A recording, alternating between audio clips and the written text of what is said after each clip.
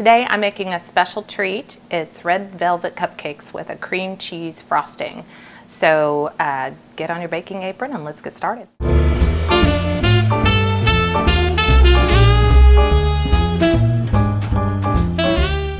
right, do you have your apron on? I got mine on. My name on it even. My mom gave me that for Christmas one year. Pretty cute.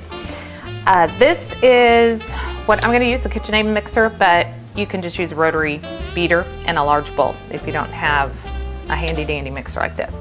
All right, we're gonna get started. I did wanna show you first that I'm using, I'm just doing a half recipe because I really don't want more than 12 cupcakes because I don't really have a place to take them. They're just for the family. These are the little liners we're using, which are very handy. That way you don't have to grease your muffin tin, and they come out really nicely with these ones that have with the foil. So, and they come in so many pretty little coverings anymore, so you kind of have a selection. Cupcakes are a big thing anymore, so there's a lot out there for you. All right, so in our bowl, since I'm making a recipe, it's kind of an odd measurement. It had called for 3/4 cup of oil in my recipe. So half of that is just a 1/4 cup plus 2 tablespoons. And then 1 cup of sugar. And we're just going to combine those, which will not take long at all. We're going to add an egg, 1 egg. And then we're going to mix that up until it's a nice uniform, pretty yellow color. And you can see that's looking pretty good. Nice yellow consistency. All right, now we're going to add 1/2 cup of buttermilk. If you don't have buttermilk on hand, a lot of people don't, you can substitute just regular milk with a little bit of vinegar in there. Okay, now we're going to mix that up. And in just a minute, we're adding the ingredient that gives red velvet cupcakes their name, which is red food coloring. So we're doing a half recipe, so it's a 1/2 bottle. If we were making 24 cupcakes, which is a whole recipe, we would be adding an entire 1 ounce bottle. So you put a lot of red in this. All right. Before I add the food coloring though, I am going to add 1 teaspoon of vanilla. Make sure it's whole, real vanilla extract, none of that fake imitation stuff, because this stuff tastes amazing. So that's 1 teaspoon. And then 1/2 ounce of the red food coloring. Here we go. It's going to be shocking. So don't be off-put by the color. This is what gives red velvet cupcakes their name and makes them look so cool when they're finished. And to this we'll be adding a little bit of cocoa, so that'll kind of tone that red down a bit. Red velvet does have a little bit of a chocolatey flavor because you do add some cocoa, but it's not super chocolatey. But it is a really nice moist cake, and to me what makes it is the delicious cream cheese frosting on top. That's my favorite part. Okay, so we'll get that going again.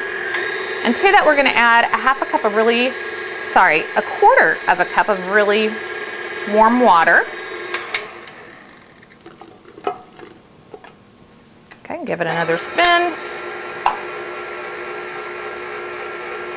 And we're going to add just a little bit of vinegar. 1/2 teaspoon of vinegar, so just a little vinegar.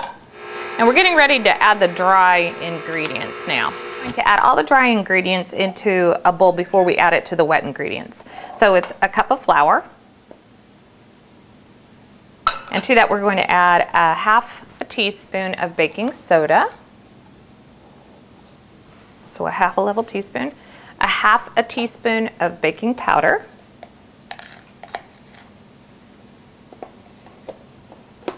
A 1/2 teaspoon of salt.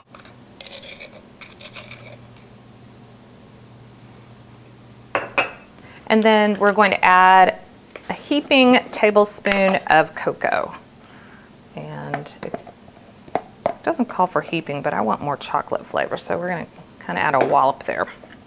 And you want a nice, this is a nice gourmet baking cocoa, so you want to try to get something that's got a nice deep chocolate flavor.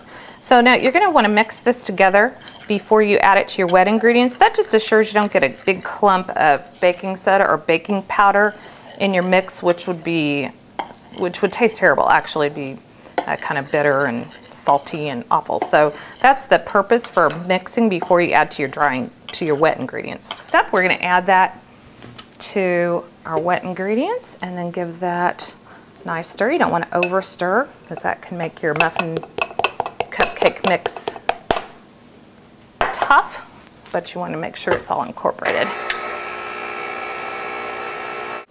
Then we're going to continue mixing until the batter's smooth, but you don't, like I say, you don't want to overmix.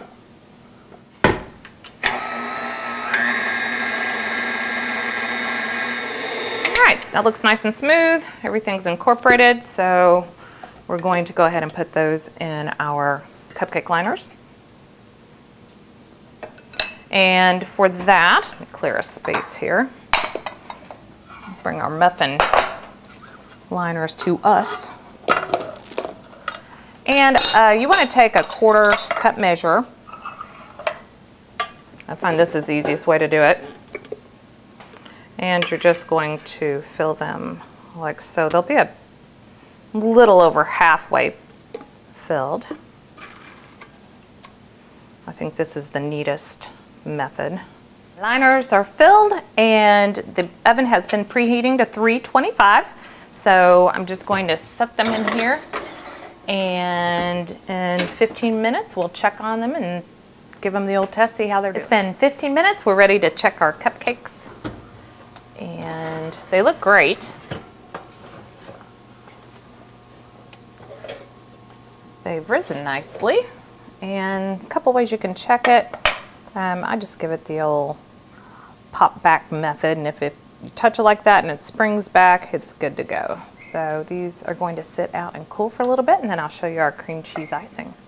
It's time to start my favorite part, the frosting. You will need half of a block of cream cheese, and you need to have it softened.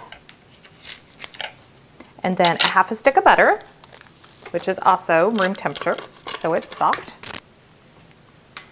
And we're going to cream these two things together. So far it sounds pretty good, doesn't it? Butter, cream cheese. Can't go wrong with that.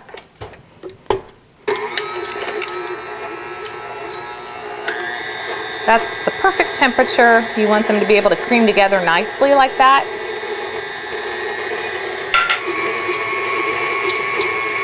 So you just want to cream those together until they're nicely blended together. And then we're going to add the sugar, which is powdered sugar, 1 cup of powdered sugar. I have a cup of powdered sugar, and I'm going to add about half of it. Put it on stir so you don't get a powdered sugar bath. And then once a little bit of it has incorporated into that frosting, you turn it up a little bit. There we go. Okay, now we're going to add the rest of it. Again, you want to make sure you just stir that in first. At this point, I'm adding just a little bit of vanilla. It's probably about 1/4 teaspoon.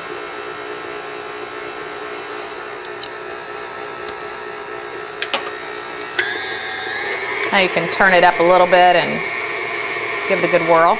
It's nice and creamy, and it's a pretty kind of almondy color, I guess, or off-white color, which looks really nice with the red, deep red cupcakes. So, okay, if you don't have a pastry bag, you can just use just a regular sandwich bag, and this will help us to frost our cupcakes. All right, so it was a bit messy, but you know, no one's gonna see this part. They're just gonna see your beautiful finished product.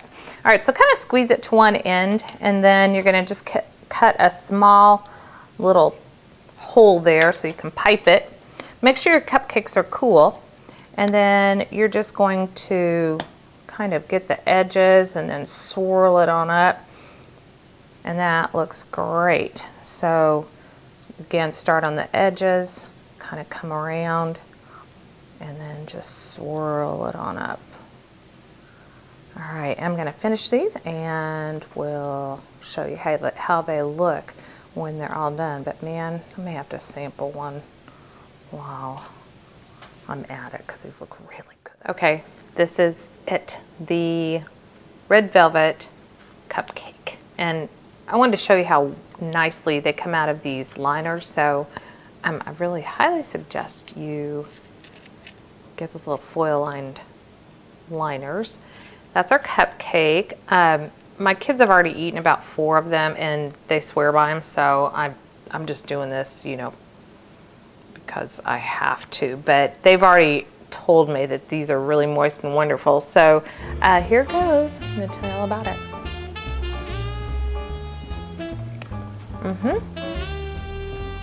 They were right. Really good. That cream cheese is amazing. When it's very moist, you can tell just how beautiful moist that cake is. So give this a try. Your family will love you. You will love yourself.